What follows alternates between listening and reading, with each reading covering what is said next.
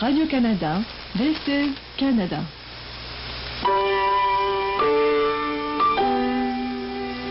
Ici Radio-Canada, this is Canada.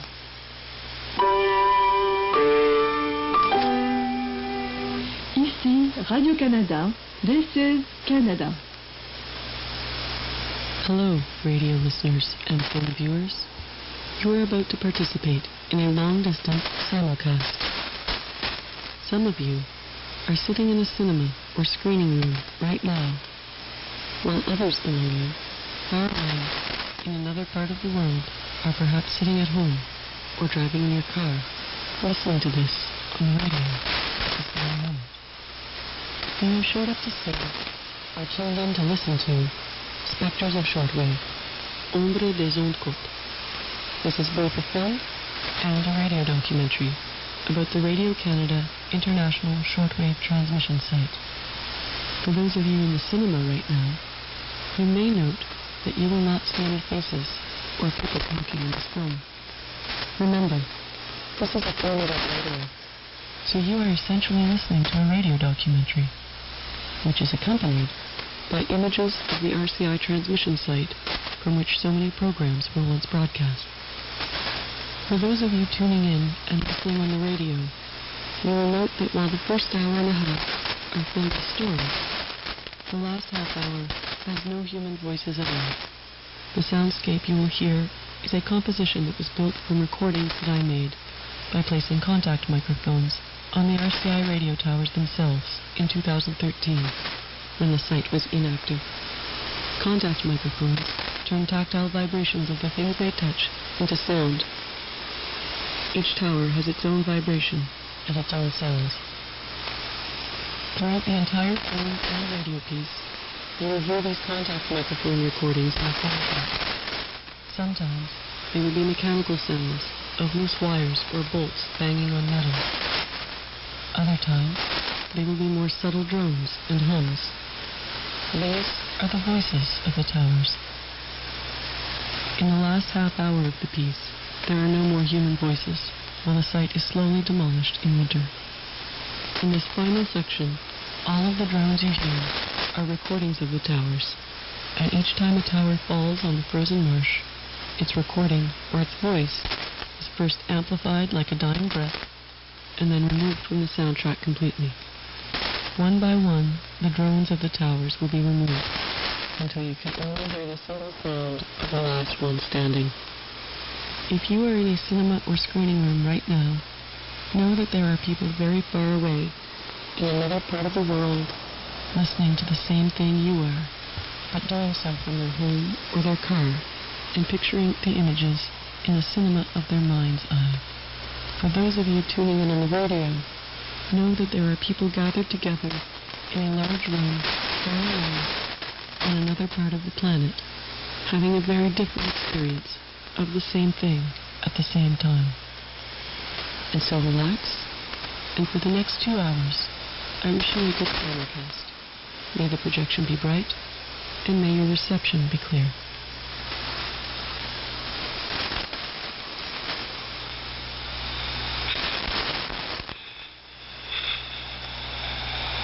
Il y a de magnifiques tours illuminées le soir en rouge. Ils sont les tours. When they turned their hot water tap on, they would get the sound of the radio coming out of their closet.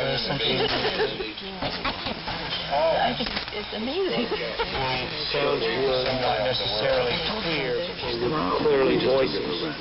They're just singing. I can't tell you that the supply voltages are on the order of 14,000 volts. When I told him that I was dreaming of a language that I didn't know. Les ondes courtes de Radio-Canada couvrent la moitié du globe. And here I am on the other side of the world, connected.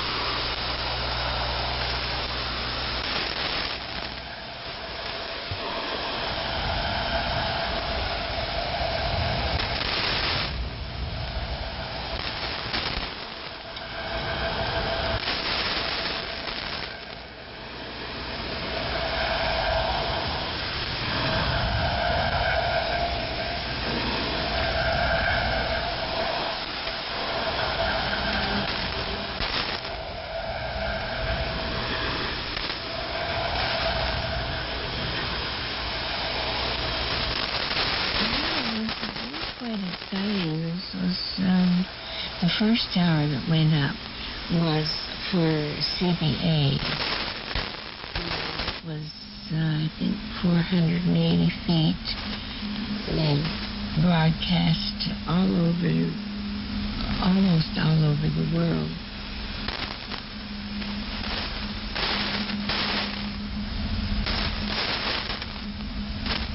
Well, it was kind of a fun place to work. There was always music, and whatever program was on, you heard it.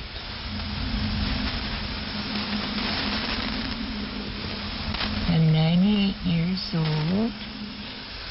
I went to work for the CBC in 1946, and I married one of the operators in 1950.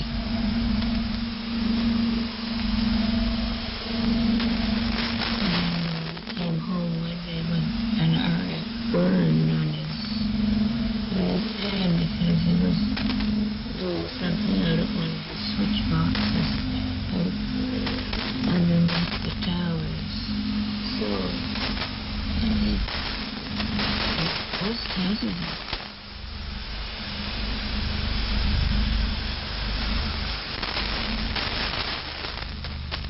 One of the things that you had to do when you were acting as a guide to take people through a plant was to hold a fluorescent light in front of the transmitter and it would light up.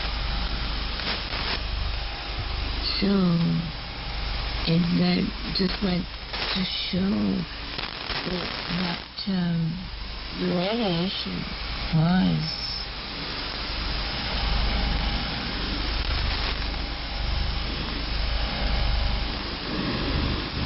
It was interesting that so many of them died of cancer, whether it was brought on by radiation from the transmitter. It was too long.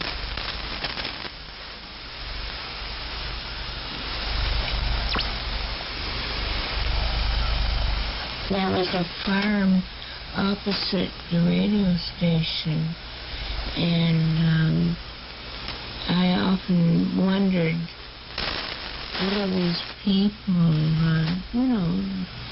if they were exposed to the radiation as well. But I don't know about the cows, if they kept on giving milk that wasn't radioactive.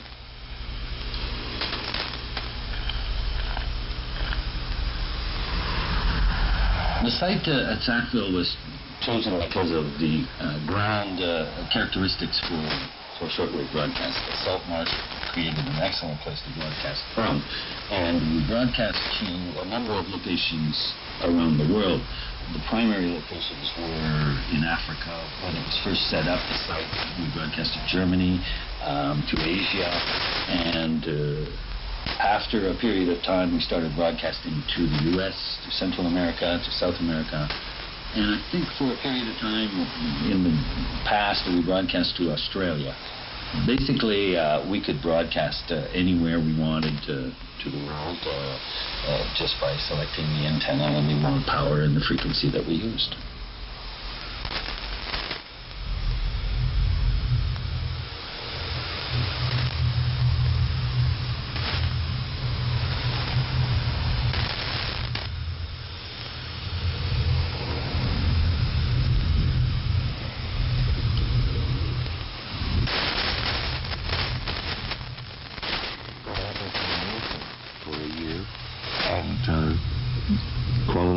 Exactly on the opposite side of the world from where I was living at the time, which was in Calgary.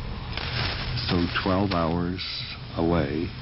So when I would get up 6 o'clock in the morning in Kuala Lumpur, turn on my shortwave radio to CBC, and here's my old friend Bob Oxley reading the 6 p.m. news, 6 a.m. for me in Southeast Asia, 6 p.m. in Canada. And the marvel of feeling that I was there on the other side of the world, and I had this strange feeling of, I got my arms around this world. I know what things are going on here, and there was just a sense of some amazing connection with CBC, back to Canada, and with the marvel of being so far away and yet feeling so close to what was still going on here. I just get a little warm spot in my chest as I think of that experience in that time. Mais c'est surtout les nouvelles internationales, hein. C'est les nouvelles du Canada à travers le monde, pour montrer aux auditeurs qu'est-ce qui se passe au Canada, quelle sorte de culture on a, où est-ce qu'on se tient au niveau de l'international et de notre réputation dans les différentes nations du monde et ainsi de suite. On veut faire connaître par les ondes courtes le Canada tel qu'il est. You know, I used to listen to the shortwave radios when I was a little boy. My father was in the military, and we were out in posted in Germany, Baden-Baden. And I remember as a little boy, my parents would turn on shortwave radio and listen to the news and stuff like that from Canada, and hockey and stuff like that, and sports, what have you. And when I was in the military, we used to listen to shortwave radio as well, and so it was always a way of catching up on what's happening back home, and listen to news, even if you're out in the middle of a bush and there's no way of catching a television signal or anything like that remotely similar, or no internet.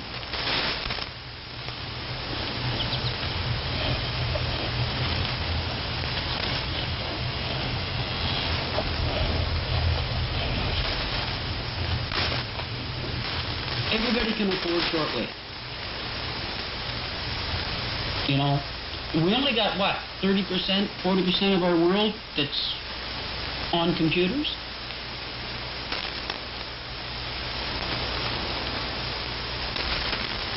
It's a lot of remote areas and a lot of poor areas of the world that, sorry, they don't have internet up there. They don't have computers. They can't plug into a tree. But shortwave radio, especially the wind-up ones, those were ingenious. And they were $20 radio. You get this thing, you crank, wind it up, and then suddenly you're connected to the planet. You can buy a shortwave radio at Radio Shack, and it was the size of a pack of cigarettes, and you can put it in your pocket and take it with you wherever you go. And so, you know, even though you can't get an FM or AM radio station anywhere near you, you can always listen to shortwave and find out what's going on, you know.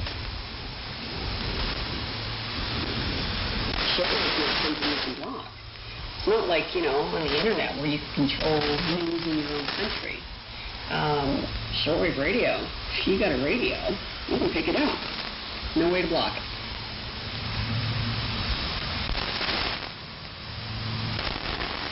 I was up in the North Pole for 6 months. Well, being up north, you always seem to be able to pick up some of these transmissions shortwave. So you was able to listen to different broadcasts from different countries and stuff like that.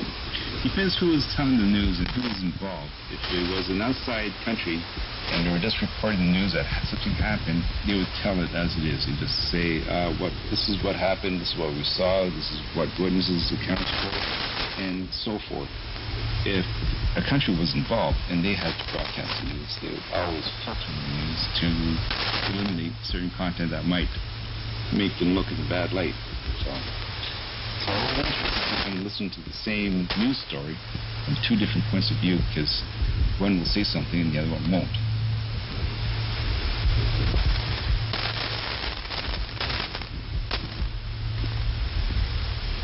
Because just after the end of World War II, the Cold War going on, so I guess it was important that they be able to cover Europe and North Africa with programs. C'est au-delà de la programmation canadienne qui était émise par Radio-Canada International.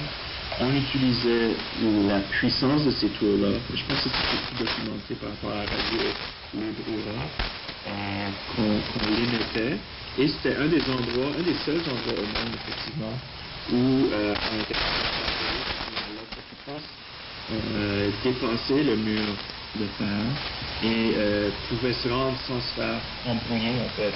Le gouvernement sous l'égide du régime communiste, et donc les gens du côté de l'Est pouvaient entendre la programmation de Radio Direct. Donc les gens sont convaincus que ça joue un rôle dans la sensibilisation des gens aux droits et libertés fondamentaux auxquels ils n'avaient plus le droit dans le régime totalitaire. The salt content in the marshes acts like a ground plane, and what the ground plane does is makes the antennas look as if they're twice as tall, almost as if there was an invisible antenna buried in the ground. Well, the salt in the ground that was over many hundreds of years with tide bringing it in, because it's a tidal zone, we got salt water into the ground, it created a ground plane in and of itself that the shortwave power basically launched itself off of this ground. Just as an analogy, if you will, an ordinary AM site that you listen to, when they build a site, they build a tower, but around the tower they put radios, copper wire in the ground to create this ground plane. In a salt marsh condition like we were in Sackville, this was already there due to the salt, so it was there for us. And we could take advantage of that without having to bury down cables to create this ground plane underneath the towers. A lot of times you can get sweetgrass out in the marshes too, right? The swamp pipe falls in saltwater marshes, and it's a saltwater basement comes up both sides. There's sweetgrass all over here, and we use that because in our communities that is a braid of Mother Earth. We pick it and we braid. The 6th district, Sikadiagadi, is from here to Cape Tormentown. Because, of course, that's a hunting areas and a camping ground. This was a hunting area, and another thing, it was a habitat for the Mi'kmaq and also for Fort Beauséjour. Fort Beauséjour had the natives on their side, and then the English were on the other side. They were at Fort Lawrence. This all native land. Our sustenance life was there. Our fishing was there. Our hunting. In that area there, I imagine a long time ago, right there where the tower was, you probably couldn't sleep at night because it was loaded with, before they put the dikes and stuff there, with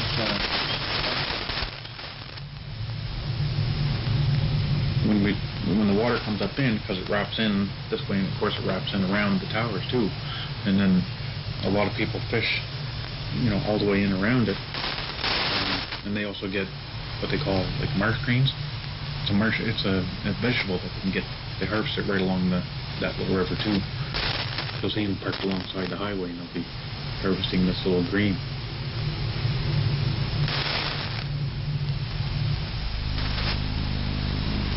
Je vois l'évolution de l'humain.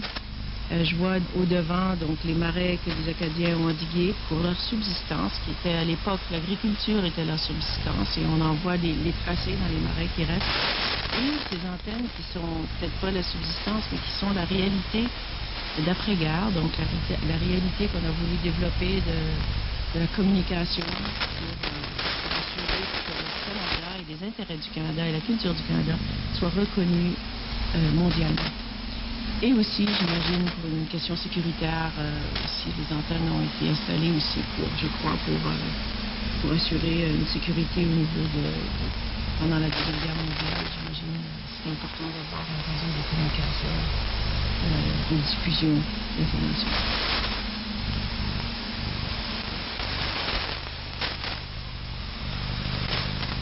My experience with the radio waves begins with a dream that I was having. It wasn't an abnormal dream, but it had a sort of heightened reality to it. It was such an intense dream that I searched night after night for another type of dream like this, because I thought maybe I was evolving into another state of mind, or something I ate that day. So I tried to remember what I ate that day, how much water I had, or I was at a dehydrator. It was an ongoing scientific study that I carried out for a while, and the while most likely being 2 to 3 days. Now, this sort of intense dream didn't occur until probably or more specifically, about 13 to 14 days. At which point it was during an afternoon nap. Night.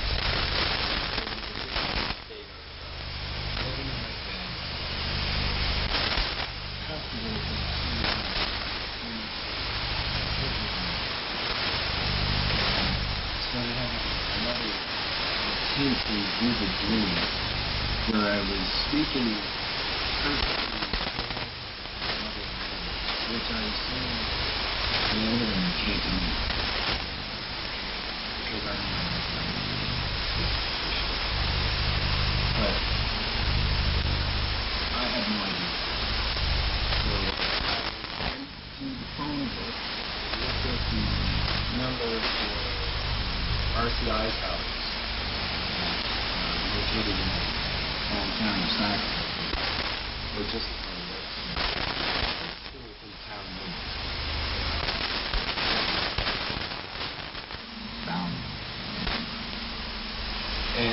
Found the number and called the number there and got somebody on the other line. And I was very excited because I didn't expect that anything would come about this, but I'd probably get an answering machine or something with a bunch of other options to use on the touchtone phone, which was worrying me because I was using a rotary phone because that's all I had. I had already set myself up to Spectre. But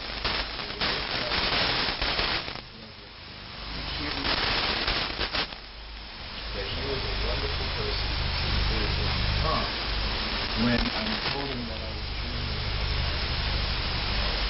And I was wondering if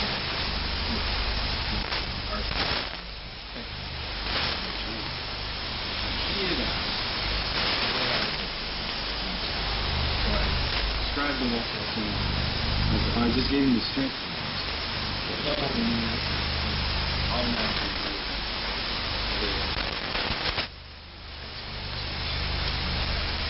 So he most likely be experiencing type of sensation because of my house proximity to power station. Transformer station. Feeling hypnagogic state, which I had never the weight. I would sort of maybe hear sound like certain pink Floyd and I think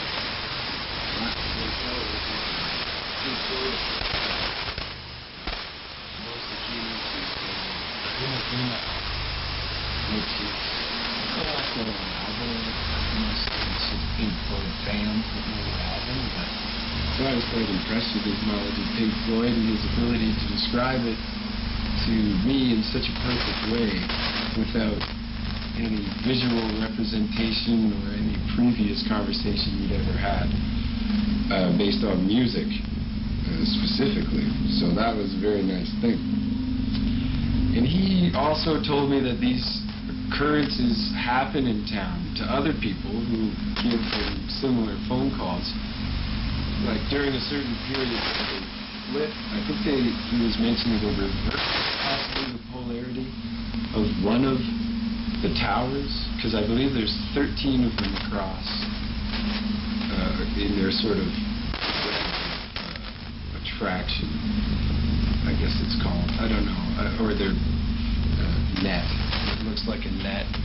But I guess I'd call it a web of attraction. And I think he said it was one of them specifically that maybe it was, I don't know if it was a reverse polarity or a But he said that this would quite possibly affect my dreams whenever they refer to that specific tower. I believe. He was a real nice guy.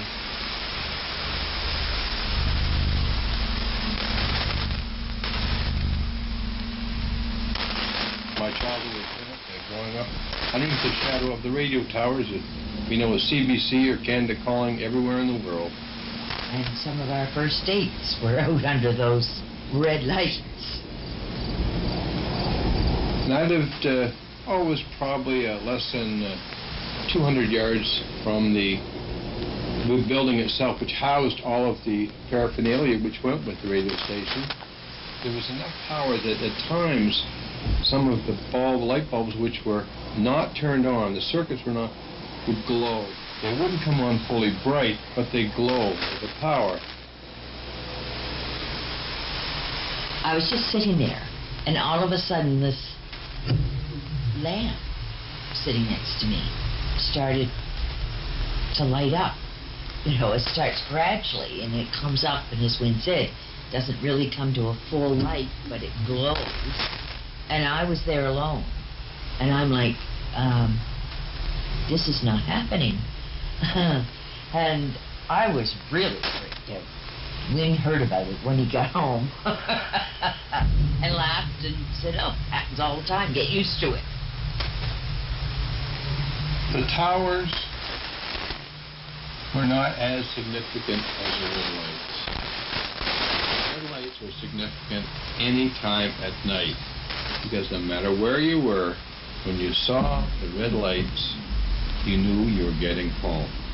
And that was, the red lights weren't always home to me, and as I said, I called them my mother's red lights, but they were always home, and you knew when you got there, you could see them, you were almost through your journey.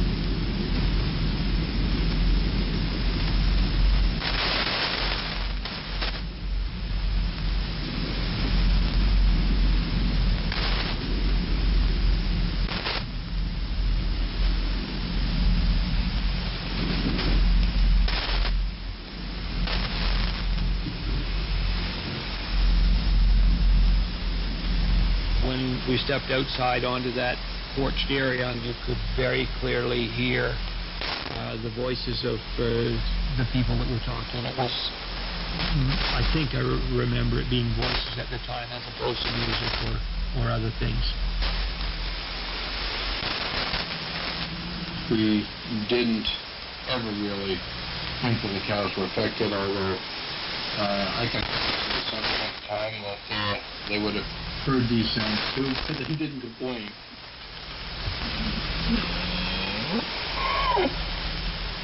I remember one night we were sitting in the lunchroom having lunch and looked outside, and there's this cow at the window. Pretty big cow, and we actually had, like, in our license and contact numbers, there was one called Stray Cows. And it was a farmer that we called and said, hey, man, your cow is up at our transmitter site again. I don't know how the heck the thing wandered that far, because our field is pretty big. We had probably about 11 kilometers of rope right on the site, and then maintaining the whole 500 and some acres. Well, we often got different kinds of animals there. We'd get foxes. In fact, we had in the garage, some fox had set up a little nest underneath it. So in the spring, we got to watch the development of the whole park. We'd point the security cameras at them and watch them play around. And in winter, we'd see them out in the field chasing mice or something. One particular time, we'd see fox walking around, and they do that thing where they jump up and dive into the snow and maybe get a mouse that was over the side. That was entertaining.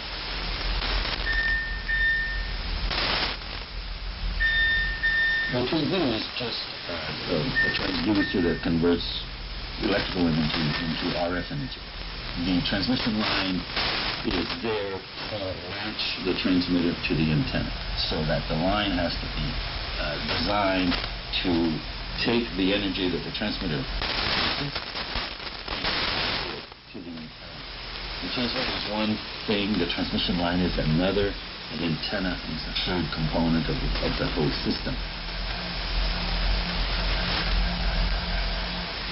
Most of what you see for the physical antennas were actually just support elements to keep the line lined up, because they have to be a certain distance apart, certain distance from the ground, and so on. So very little of it was actually antenna. It's mostly support. And the towers often had two different antennas slung between them. They are essentially stacks of dipoles, which are essentially the same as rabbit ears. So if you put rabbit ears one on top of the other, spaced apart, that would be one curtain. There was also a duplicate curtain for some of them, such that it acted as a reflector, and you could swap over to the other side and broadcast in the other direction completely. And they cut vertically to give us a signal that would sort of hug the horizon for a while and then shoot off into the sky and bounce off the ionosphere, then back down, bounce off the ocean, and so on, like a pinball machine. There was 104 huts we had to maintain and take care of. Those are switch huts. They're the one who slew the antennas. So they can go, say, if you want to shoot north or you want to shoot south, that's the slewing mechanism. It's a slew one way or the other.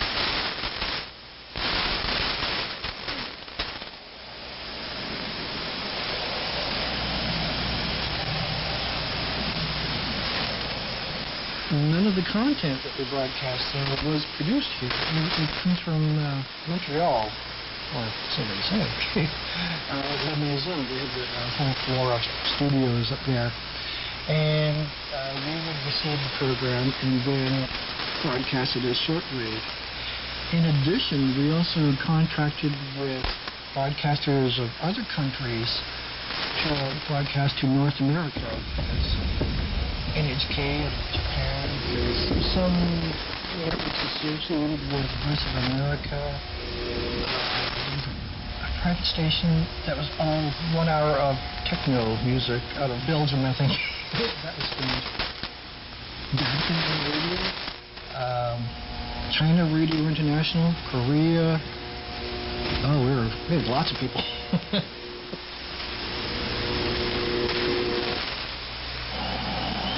The old Collins transmitters were there when I first got there. And the tuning cavities, there was 2 tuning cavities, one large, one small. The guys could sort of fit into the cavity to do repairs, but it was tight. So of course I was small, so I was usually working. So I would sit on the edge of the cavity, kind of lay down, and then the guys would grab my legs and shove me right in there. And then I would just kind of shimmy up the pipe and clean up any arc and fix any problems that were in there, just because I was little and I fit. Soon after I started working there, my husband and I got married, and we decided that we were going to have some kids. So I got pregnant quite early, actually. I was there till I was, ready to be off work, and healthy delivery, no problems with my boy. He's 21 now. And then also, I have a daughter, and same thing, I was pregnant while I was working there, and I think I worked there up until I was probably about 8 months pregnant with her. We used to have pretty good staff parties, I remember. We used to have a big lobster party in the summer. And we would clean all of the equipment out of the garage, and then we had picnic tables, and everybody, it was like potluck, so everybody would bring food, and that was way back, and it was just great. You bring the kids, You know, I thought it was great because there was all this stuff. I remember John would bring a trebuchet, like a homemade catapult, and he would launch things like tomatoes and small pumpkins, and the kids thought that was just fantastic.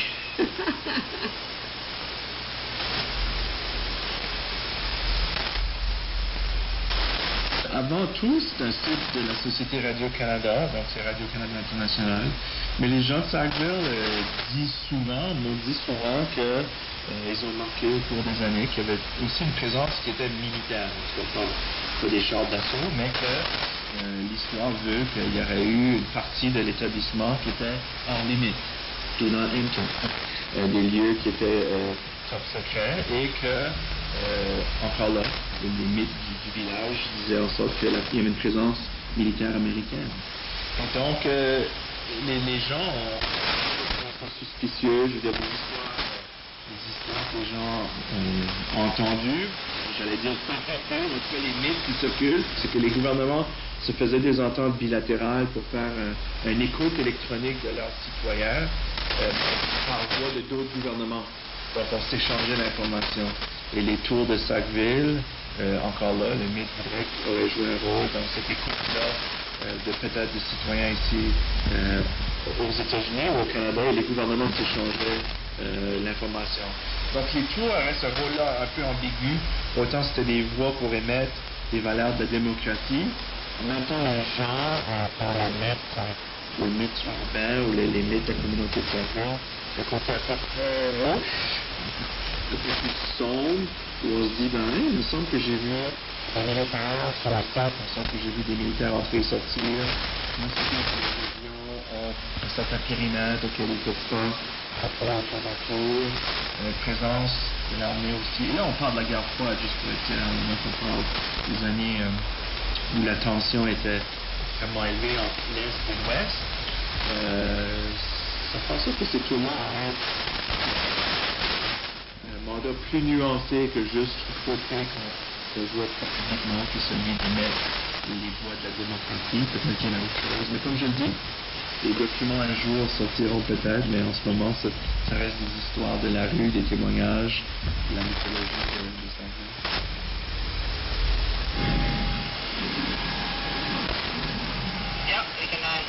We can shut that down. Yeah, just to make sure that that's where the leak is, so we don't do repeat that money. Yeah, so we'll go shut off down there, and then we'll see what's happening down there. We're going to have to get a hold of Dale so we can read down in the compressor room. I'm not far from there now, so if you're close to shutting it down, I can read the flow from here. So you want us just to shut it off down 119 Hut 2? Yes. Okay, I'm going to shut it off down here. I'll let you know. I'm just walking over there now, about 30 seconds away. Okay, I'm just a few seconds away from the rule as well. I'm just staying in the quiet area before I go and read it. So tell me when you want a reading.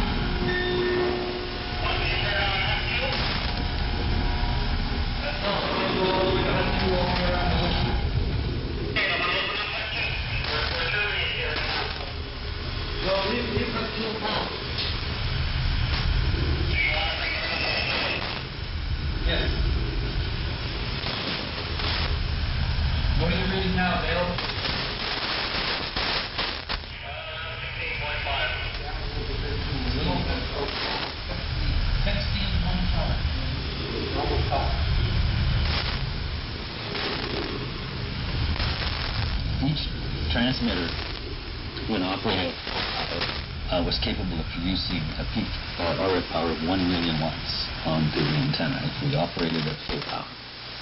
Lots of times we did not. We operated at medium and low power. Medium power was 160,000 watts output. The low power was 3,000. And we could not bring the transmitter any lower than 60,000 watts. So 60,000 watts is still a huge amount of power RF-wise. 250,000 watts, which is what the transmitter was rated at. But the RF envelope that it created is 1 million watts peak to peak.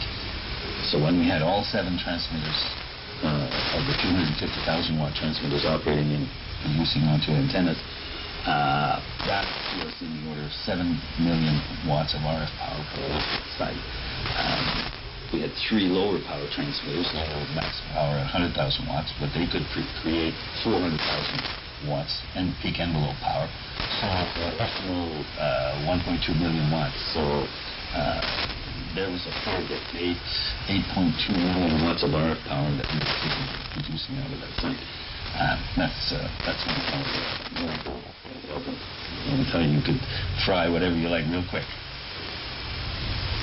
C'est intéressant aussi que je parlais avec quelqu'un géologue, puis lui dit, il dit vraiment, comme le niveau de la mer, puis le Nouveau-Brunswick, il est vraiment comme là, c'est vraiment cool. On parlait de les marées qui vont peut-être changer éventuellement, puis monter, puis on peut être parmi les premiers qui piloterait. Parce qu'on est dans une situation, je pense, assez vulnérable en termes des marées et tout ça. Mais aussi que Sackville serait plus bas comme en Louisiane, c'est légèrement plus bas que le tour de la mer.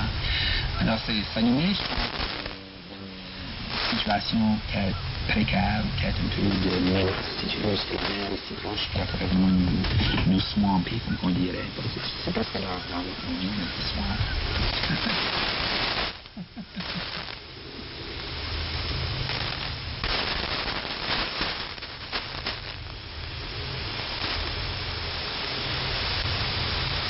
So I had this dream one night that I climbed to the top of one of the radio towers.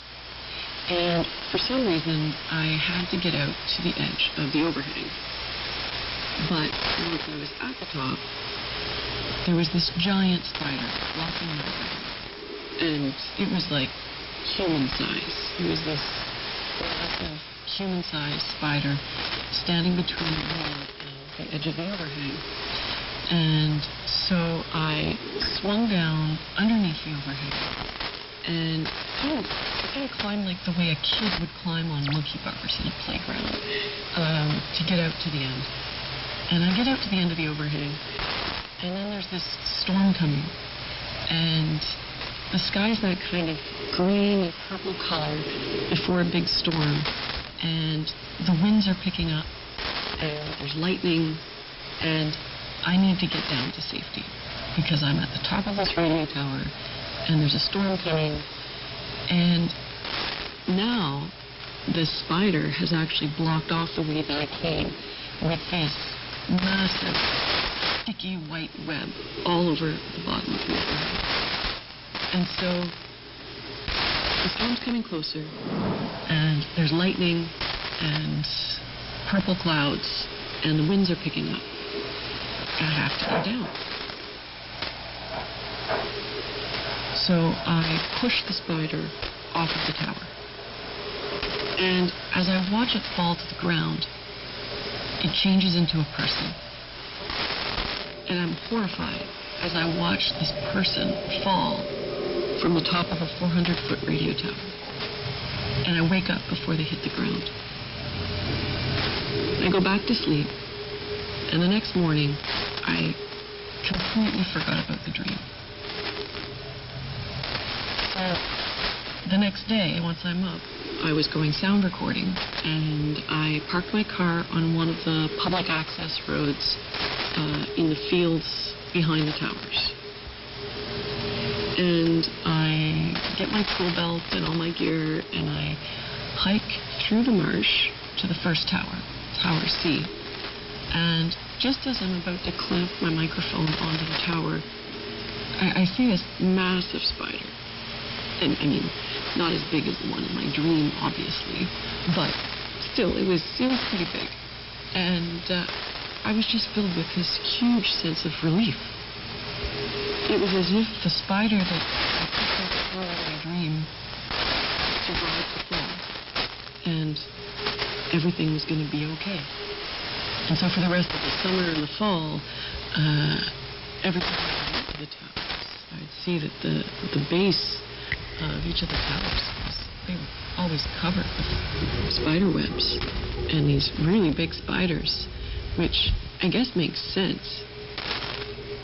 Because with the high winds in the marsh, it's a perfect place to catch insects. And these webs were just filled with crickets and grasshoppers and moths and every type of bug you could imagine.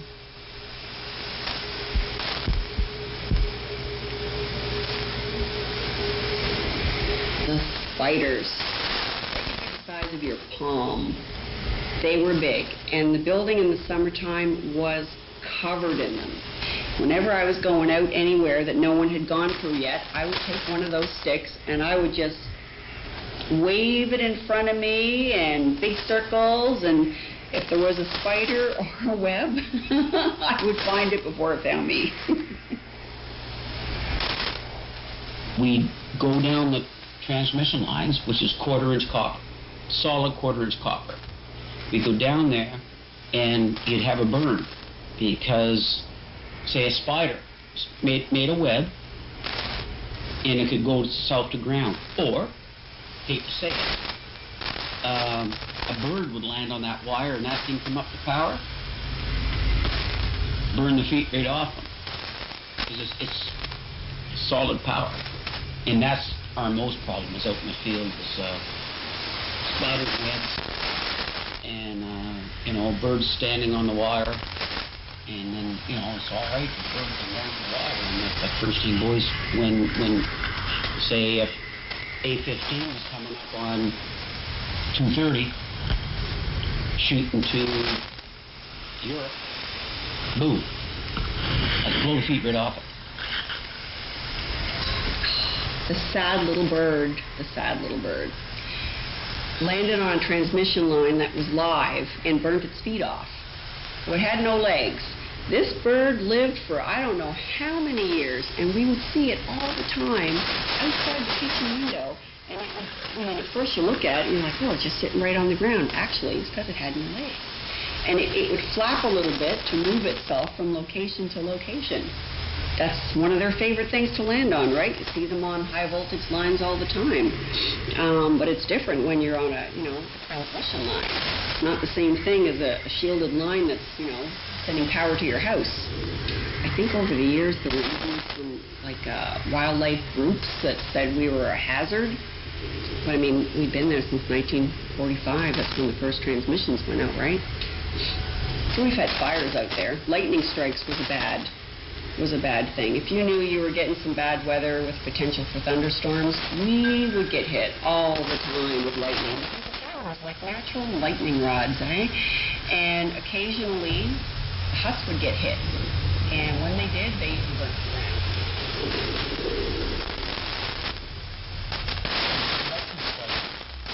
It'll go to ground. And everything's grounded before you go out there. Of course, you're right out in the middle of nowhere. And the lightning hits, and I can remember I was lamping a tower. It was one of the Europeans. And anyway, I had my back to it, but there was squirrel coming out. I didn't realize it. We didn't see it. So, anyway, he called me on the radio. He said, "Where are you at?" I said, "I'm on third tower." I said, "I'm just almost ready to hit the beacon." He said, "Get your butt out of that tower right now." I said, "Why?" He said, "Just get off that tower." And so, but it was coming in behind me, right? It was coming out the south. And oh man, I started scampering down that tower. I even unhooked my rail and just reclined it down. And when I got there, man, oh man, what a lightning strikes.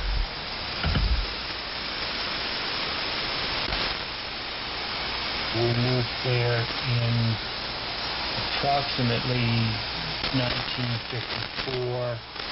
Very late, the CBC started acquiring the land. Yeah.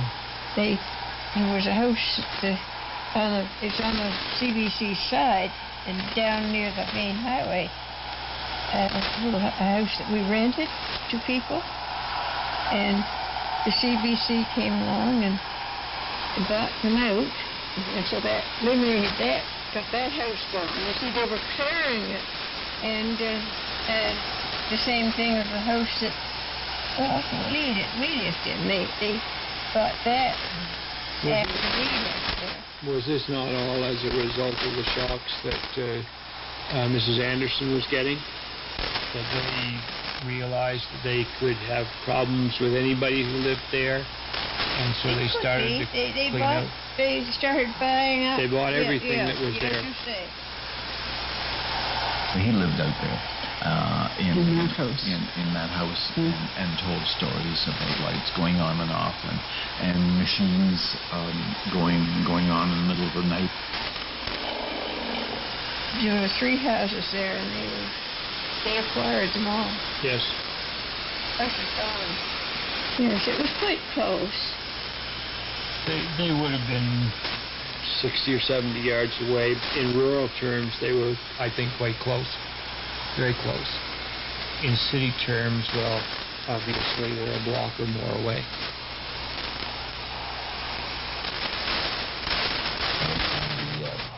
Energy was strong enough to start a fire in one of the garages.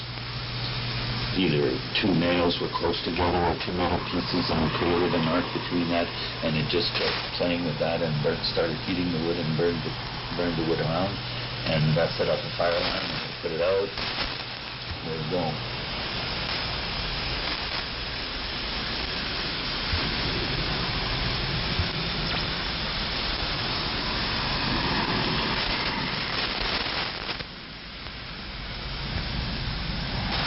Ça nous fait sentir un peu comme des insectes qui touchent, et ça nous réduit, l'échelle humaine est réduite quand on est à côté de ces gros objets-là. C'est un peu comme être à côté des baleines, ou être à côté des choses énormes, parce que tu réalises comment gros qu'on est par rapport à d'autres choses qu'on voit.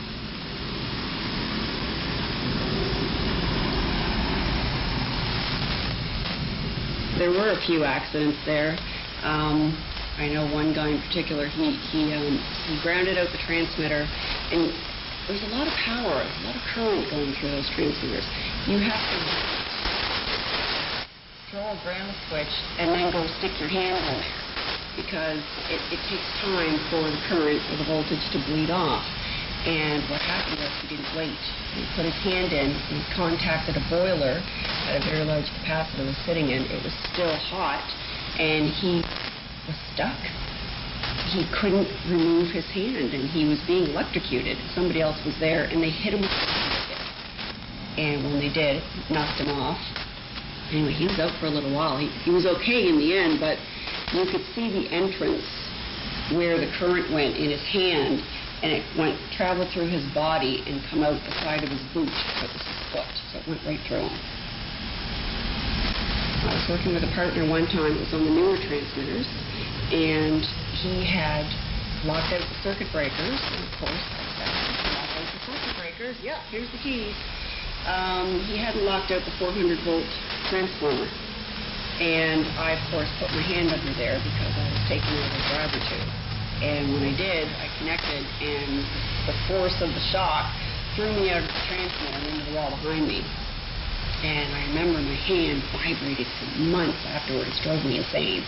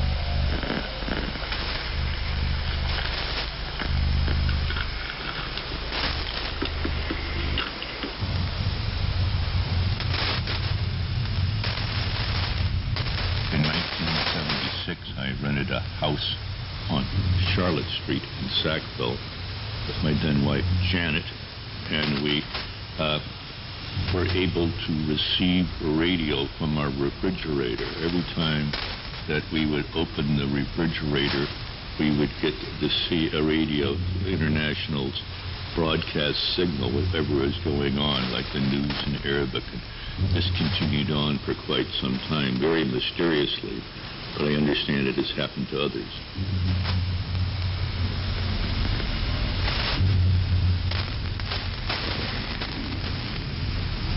When they turned their hot water tap on, they would get the sound of the radio coming out of their faucet, which I think it's amazing.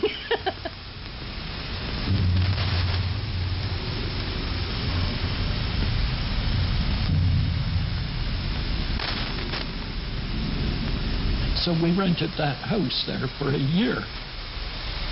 It was right in the Africa vein, so at certain times of the day, we'd get the full dose of radio frequency radiation. Now, I occupied the lower floor of the house, and there were people living upstairs, and they said they could hear the radio broadcasts coming through the kitchen sink.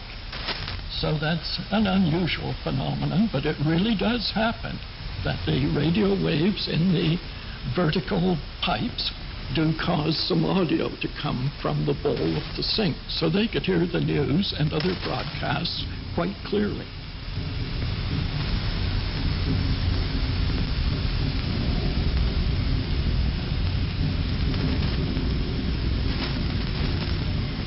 I know that it was very frequent for it to be picked up and broadcast by our radiators. The sounds were not necessarily clear, but they were clearly voices. If I came home alone, which obviously happens from time to time, and you come in the house and you hear somebody talking and it sounds like they're down in the basement, what that meant is, first you knew really what it was, but then I at least, when it happened to me, had to go down, walk through the basement, and generally walk through every room of the house and satisfy myself that there was no one there. But it did broadcast straight over the radiators many times.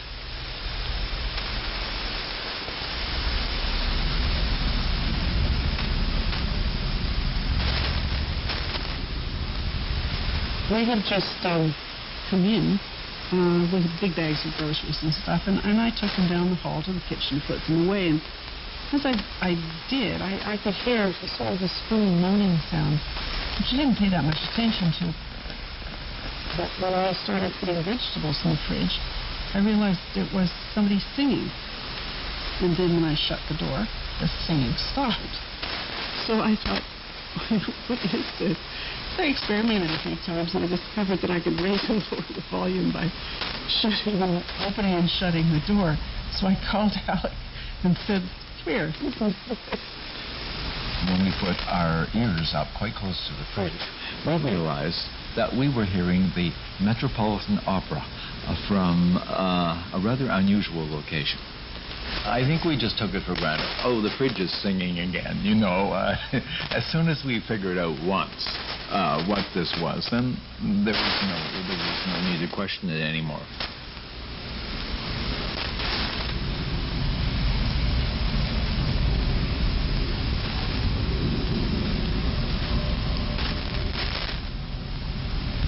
You open up the door, and of course you'd have your milk and bread and all this stuff, and you get radio signals from places like Austria or Russia or Africa, or China. Obviously they're all spewing propaganda like we were. And guys would play music just like a regular radio around here, radio station, except they would be talking about what's going on in Beijing or Moscow or Vienna. And it was also really weird, of course, we open up this fridge and you're trying to look for getting the weather forecast from Vienna or something.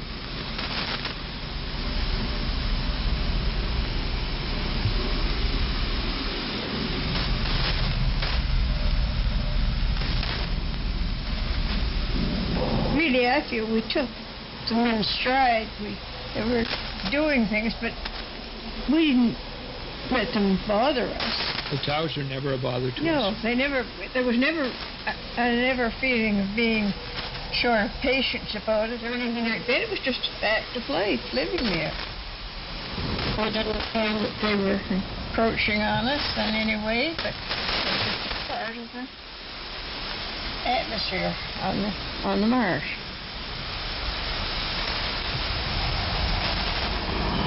There's an old fellow out in Monicello, my cousin, used to talk to me, and he used to tell me a lot of these stories, and I just loved it. So at night there, I had to use the washroom. I had to wait till somebody went out, because I would just burst in to go out. When they'd go out, I'd go out. And the reason for it is I was scared, because we got stories of Maine and Monicello, we got stories of Skadagamouche. You ever walk and feel that somebody's following you? I felt that way. I was filming the radio towers at night. I was camping out in the field right behind. There's the little river there, and I would tent out there for the last summer to do these night shots. I was so scared, but I stayed all night. And afterwards, I figured maybe it was deer or something. I was like, well, there's other animals out here. Like when you feel like someone's watching you. How long did you stay out there? How many days? And I was camping, just and then I would come back. So 2 days one time, 2 days another time. Did you feel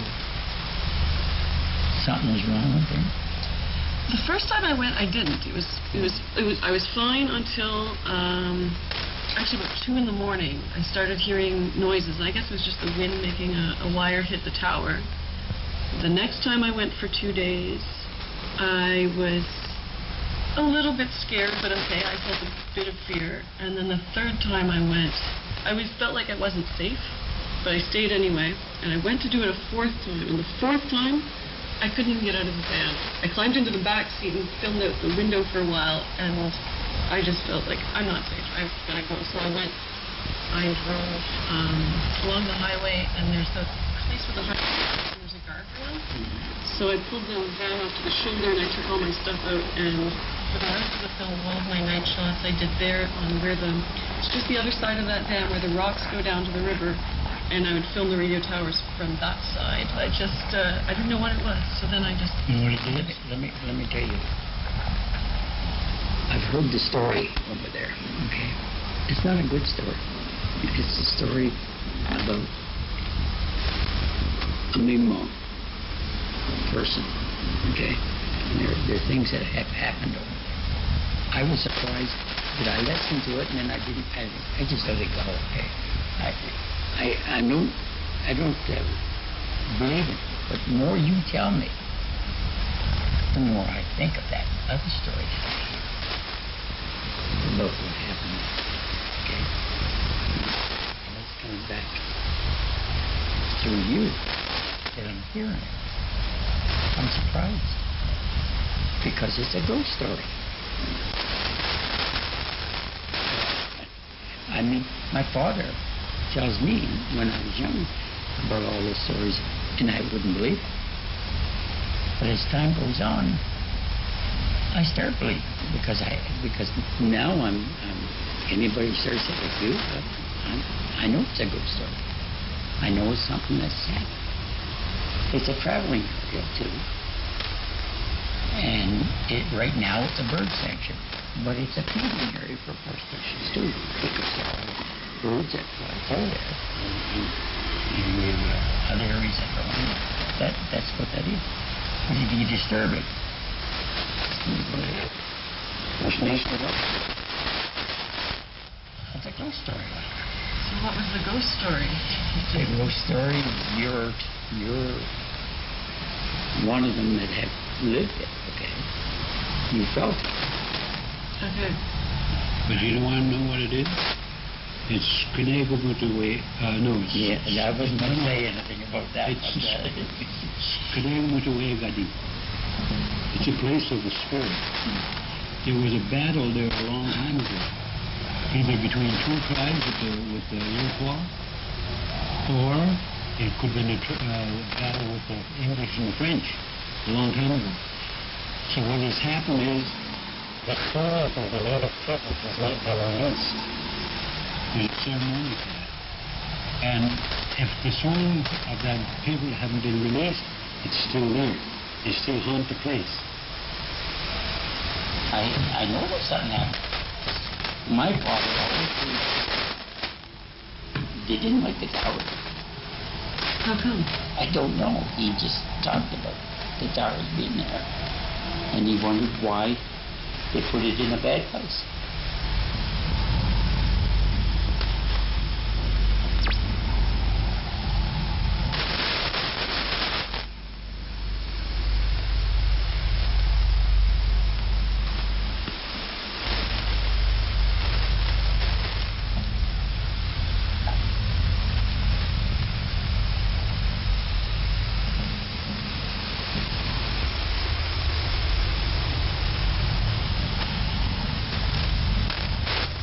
Often we'd be isolated in the winter, especially when you get the wind blowing snow across. We might be snowed in. I think I ended up spending 30-some hours here at a stretch. I never got snowed in. Some of the other people, like when they closed the marsh, we couldn't do anything in the field or anything like that, and so they'd send people. They'd send us home. But some people have been stuck there. But that's why there was bunks. 2 bunks. I snowed in one time. It was a weather warning. And I knew it was going to be a big storm. So I packed extra food. And I went in. And by the time I got to work, the storm was hitting. And I was stuck there. And after quite a shift, the storm was still going like crazy. The highway was shut now. No one was coming in because the highway going through the marsh was closed. And so I spent a second shift there.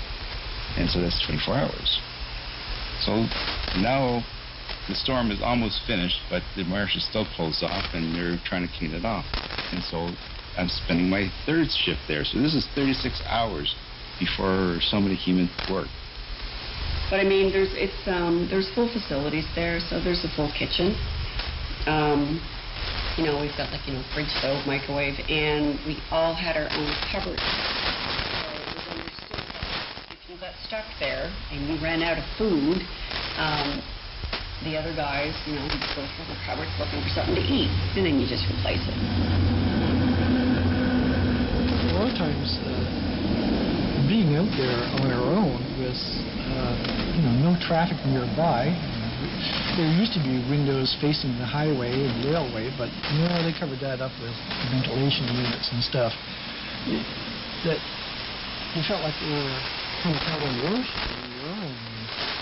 I am on board this ship, and I'm the night watch. I'm on the night watch, and I'm at the bridge, and I'm watching things happening, and all the antenna masts and towers were like masts of a ship, and you got the rigging. We just didn't have any sails, but there was rigging there.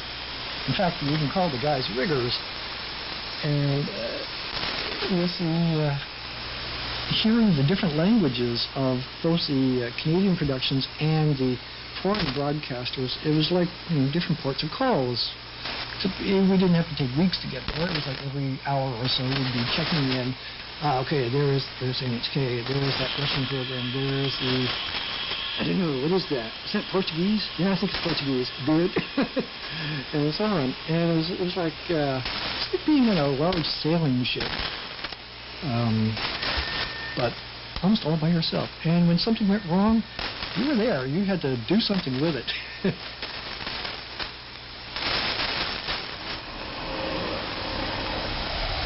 Like if we had, like some of our towers are 450 feet, right?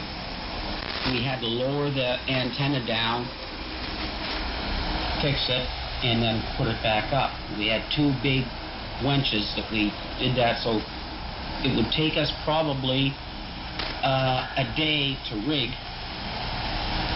and then to drop it, fix whatever's broken, like the messenger or a broken insulator or whatever, and then another day to put it back up. So you work 2 days to fix 3/8 bolt. But you can't do it up in the air, right? So you got to do it. They have it now that it's dropped down in the ground.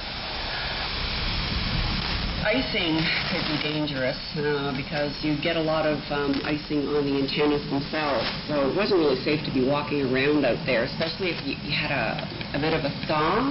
You could get chunks of ice that were big, and you're falling from 300 feet. If that thing hits you, you're done. So, we knew which days that you couldn't really go out there into the field. The ice that would accumulate on the lines, the transmission lines, or the antenna, would come in from the Bay of Fundy with the winds. Okay, so the high humid air, and if the conditions, temperature were such that the ice would start to accumulate on the lines, and they would accumulate quite fast. Over a period of a couple of hours, you could get 2-inch accumulation around each wire. And what that does is it changes the dimension of the wire, and therefore changes the characteristic of the transmission line. So a lot of times we had to wait till usually these would happen in the morning, at the break of day and in the early morning, and then when the sun would come out, it would literally burn the ice off of the antenna or the lines. It would heat up the wires, and the wires would melt the ice, and then the humps of ice would fall off. Sometimes from the antenna they would slide down one wire and hit an insulator on the way down, and it would break the insulator or cause damage on the antenna.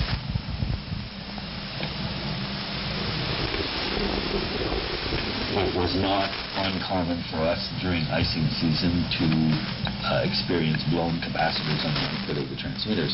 Each capacitor was worth $12,000. So if we blew a capacitor just to be able to meet a 1-hour broadcast, which we would be paid $200, $400 for, it was a balancing act. You have to keep the power level as such that you don't damage anything.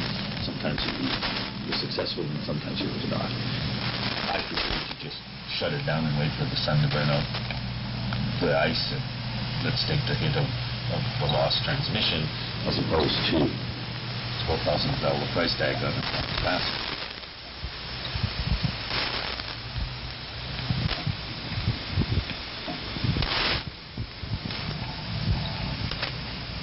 In particular, the problem was with one of the Chinese broadcasts. This meant that people couldn't immediately identify it as our fault because there was no evidence that it was Canadian in origin. But it just happened that the Chinese broadcast was aimed through their house.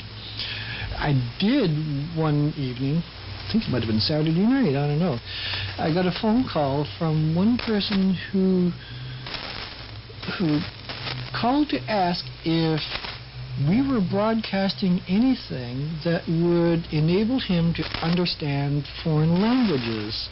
And he says, well, when I dream at night, I find that I'm hearing and talking in, I don't know, Chinese or Japanese or maybe Russian. I don't know what it is. Is there anything that you guys are doing that would do this to me? And I said, well, Unlikely. Because I'd heard of people talking about tower busting. It's an interesting kind of, I don't know, subculture where people believe that cell towers and radio towers are exerting some kind of mind control over people. So I thought, oh dear, has he been reading up on this and thinking that's what we've got out here? And I said, well, tell you what though, do you have anything like clock radio or tape deck or stereo system by your bed? I said, well, yeah, I guess. And so, well, what might be happening is that you're getting some kind of spurious transmission going through and it's coming out the speaker system and you're hearing it at night and it might be that you're in a hypnagogic state between waking and dreaming and where you're not sure what's real and what's not. And well, it might be, yeah, that might be what's going on. It's most likely things. Oh, well, thanks. Okay, bye. And yeah, that was the strangest call.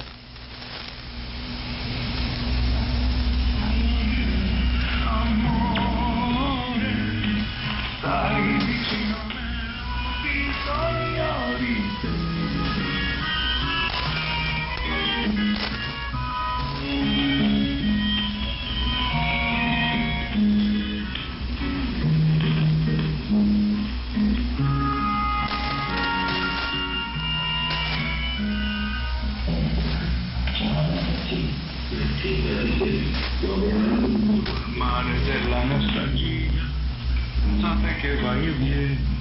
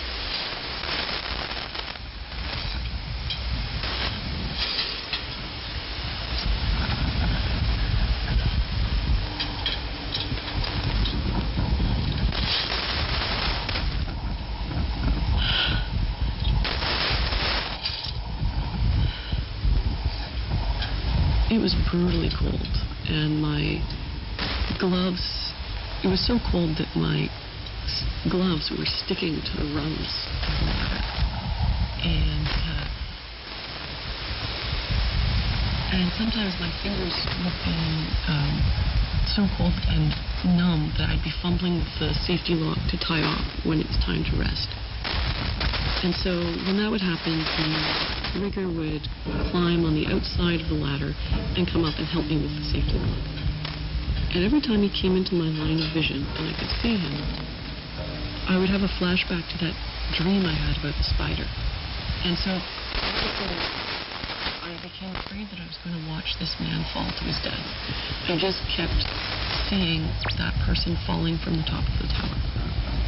And of course I didn't tell him. I mean, it just seemed bad form to tell someone that you had a dream of watching a person fall off the tower when you're 100 feet up in the air. So I kept it to myself, and I think he could sense that I was afraid. And I think he probably thought that I was afraid of heights or afraid of falling.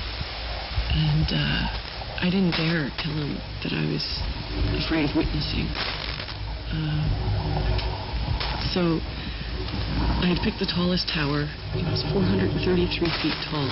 And at 120 feet, I was just paralyzed with this fear of watching this guy fall.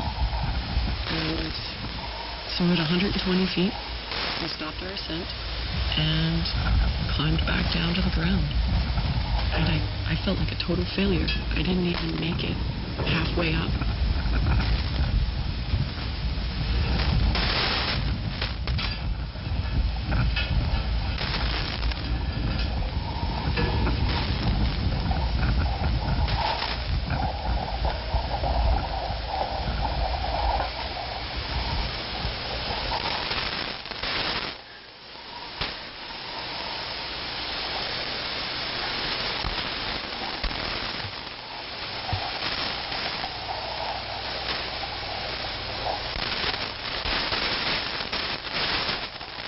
So a few months later, I climbed a second tower, and it was Tower C, which was the one where I saw that first spider the morning after my dream. And that one was 250 feet tall, and I actually made it to the top. It was April, so it wasn't warm, but it was warmer than February. And it misted and rained a little bit at one point, but not too bad. I got up to the top, and the top platform, there was actually a crow's nest.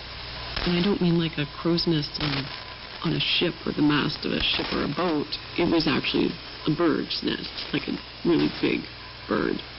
Had a nest up there. And I get up next to that crow's nest, and the top of the tower is just over my head. There's the ladder stops.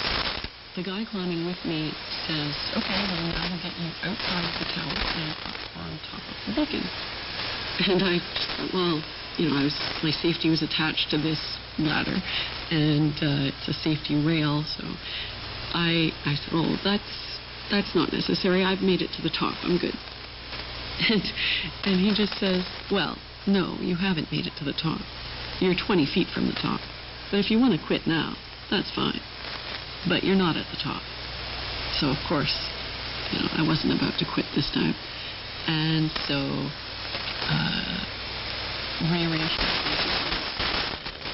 disconnected from that ladder and climbed to the outside of the tower and up another ladder and made it to the top of that tower and sat next to the beacon.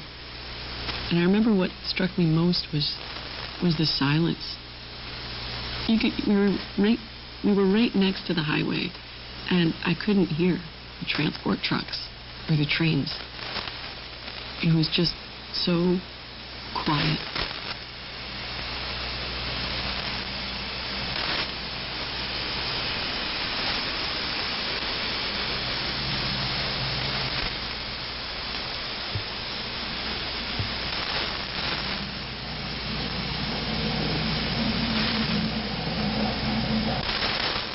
Sat up on the beacon. My nose bag had a Pepsi.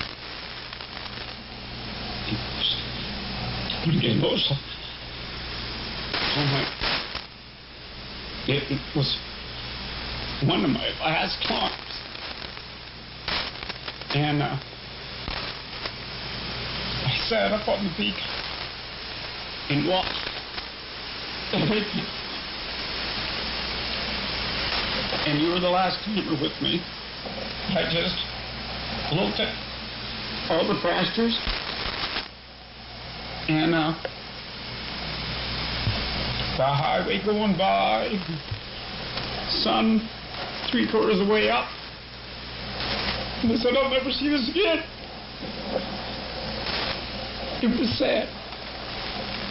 It was sad. And I sat up there for probably 20 minutes, just looking at the beacon and looking around. Said, this is the last one. But it's beautiful. Looking over the marsh, you can see the isthmus, you can see everything.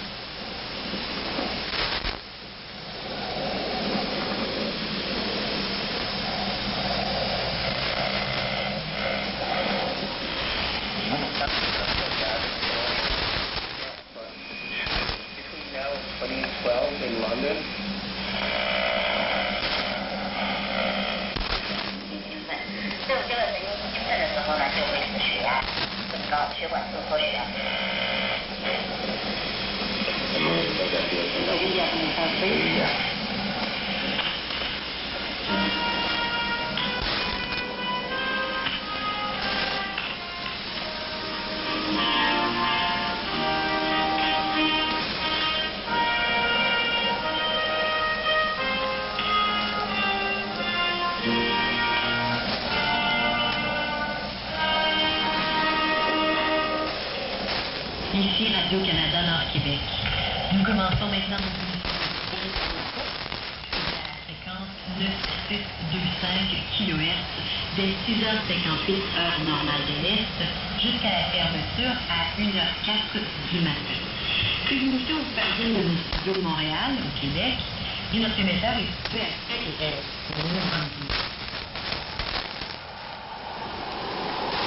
So as we were driving off to see my parents, I still have a feeling of seeing those lights and the decision to get married, the decision to go and talk to my parents about it. And here's the lights from Sackville, where I'd spent 4 years at Mount A. So the world seemed all to come together at that point. It was, I get weepy thinking. Isn't that strange? There's such a connection between all of those things. Isn't that strange? I just get such a kick out of it. No, when Jean and I saw those, the blazing red lights of the towers, as in the dark we came over the hill, and suddenly the car could speed up a little bit because it was going downhill. The lights of the towers were affirmation that we were getting near Moncton. The journey is almost over. When we get to Moncton, we'll tell my parents that we're going to get married. And from there on, the world will be in its place. And so there was that sense of those towers almost providing a stamp of affirmation that we knew what we were up to and we were going to get on about it. Yeah. When my daughter was 17, in grade 12, we took the spring break and went up to sort of Ontario and into Maine looking at universities. So we were driving back very late, very, very late after having been on the road for like a week. And we were exhausted, and we came over the hill at 4 o'clock in the morning. And our daughter in the back was in the back seat. As soon as we came over the hill, she said, "Oh, I'm so glad to see those towers." She said, "It really is a And I said, "Yeah." And I think that, it's quite subtle in that we have this association with something that has always been there, and because it's always been there, you don't necessarily focus on it. But it's a very interesting thing in that I think that, people have relationships with landscape. I think people have a huge relationship with landscape. I think in subtle ways, it's been a part of everyone who's lived here in Sackville. It's just they're quite iconic, and they've become a real part of our lives.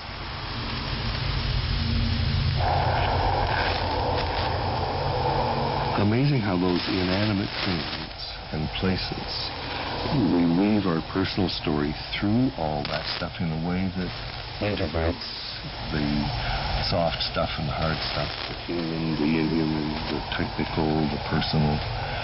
And that's been so much a part of, I think, what the CBC has been to me. And as I remember seeing those towers visually, but also particularly when I was in Kuala Lumpur, knowing where the source of that signal was.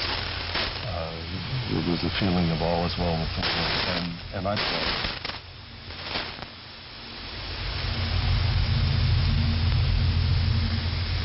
When I drive across the marsh, and I've noticed this particularly the last couple of months, that the lights are starting to burn out.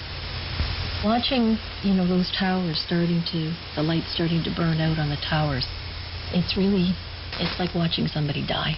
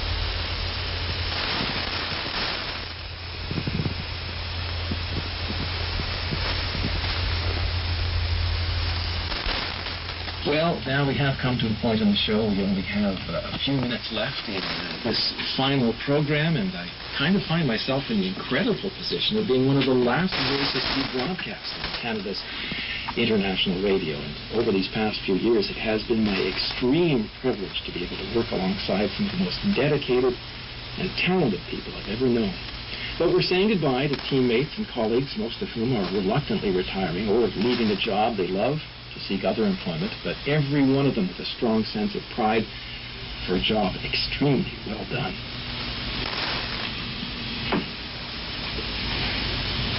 I'm finding this very hard.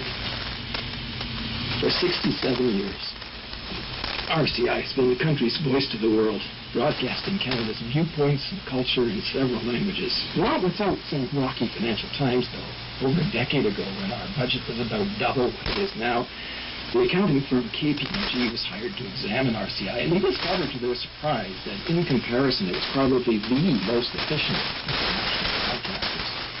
It currently costs Canadians about 34 cents a year for this international service. I don't know that personally I have more loose change than that rattling around in the ashtray of my car. But the RCI budget has now been cut by about 80% with similar reduction on staff, equipment, and operations, and it's also being said that shortwave is a technology at the end of its life cycle, or quite simply obsolete.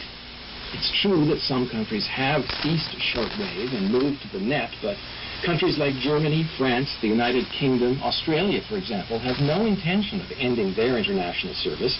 Radio Free Europe, Radio Liberty are going strong. The Voice of America is even going to open a new bureau in Burma. Indeed, the board overseeing those services said in its 2013 budget submission to the U.S. government that international broadcasting is among the most cost-effective initiatives within public diplomacy. Meanwhile, the Voice of Russia, with its 38 broadcast languages, has just this month opened a new office in London, saying it's a new opportunity to tell listeners about life in Russia and give Russian opinion on world matters.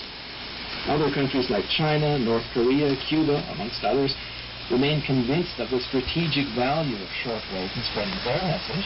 In fact, this is an area where the Voice of Canada enjoyed great international respect and was relied upon by listeners worldwide for the fact that our objectives in broadcasts and news services were to always be as balanced and unbiased as possible. And while there's no denying the importance of the Internet, there's also no denying that it can be and is regularly blocked by authoritarian regimes. Shortwave broadcasts, on the other hand, almost always get through to people hungry for information. Radio has also always been an extremely inexpensive, highly portable, easily accessible to everyone around the world, no matter what their financial situation.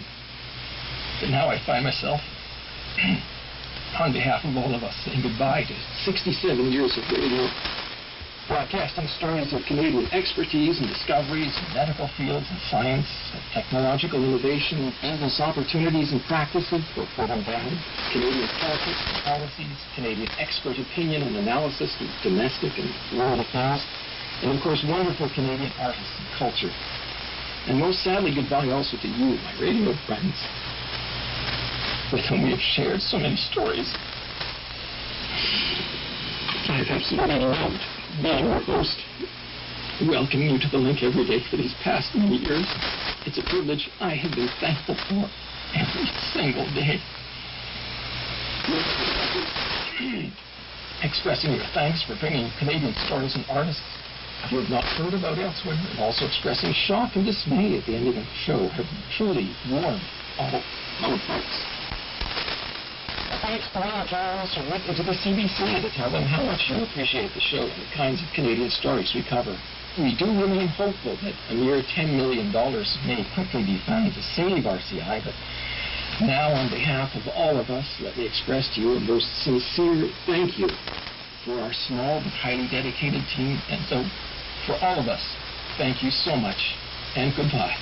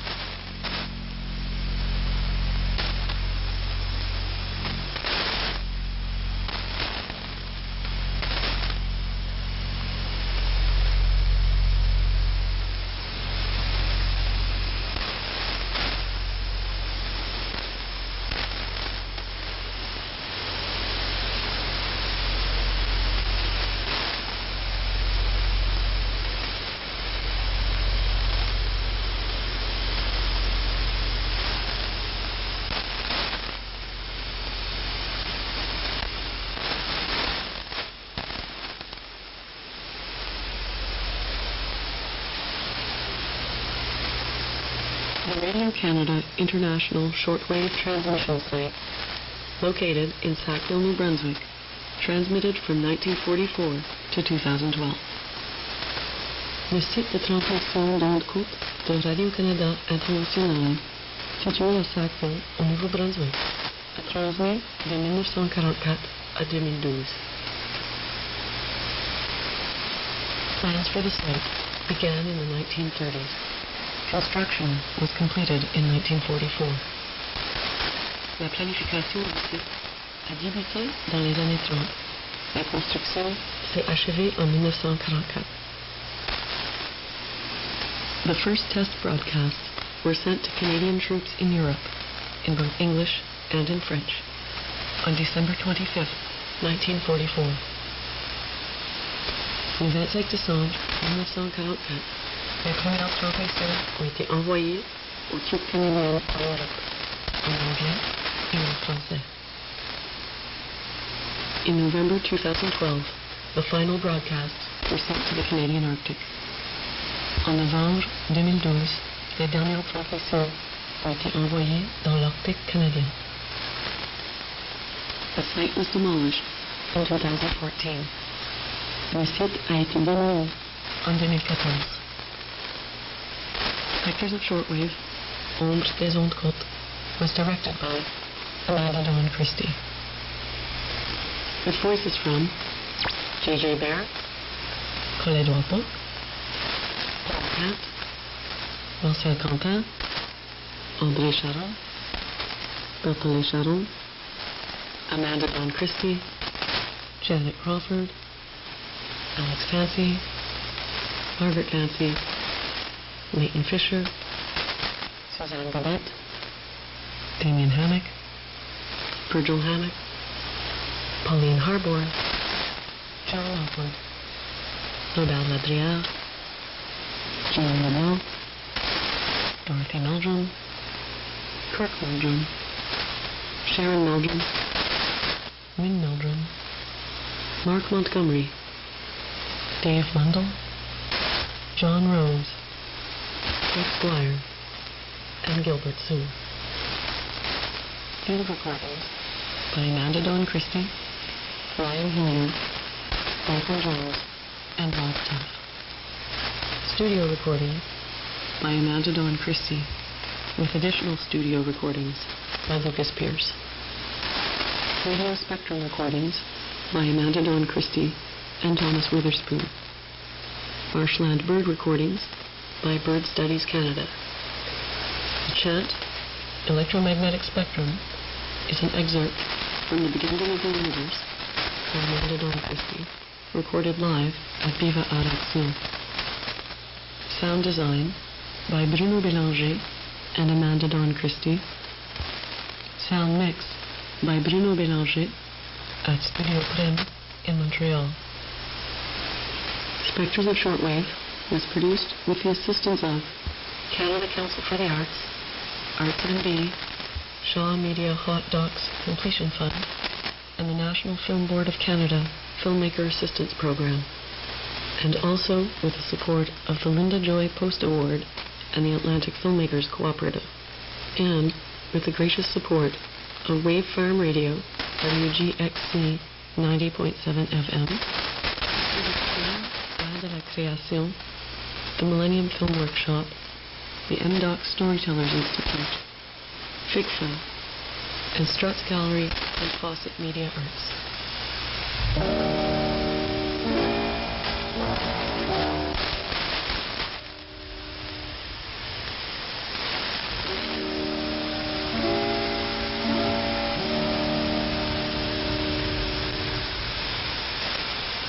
Ici Radio-Canada. This is Canada.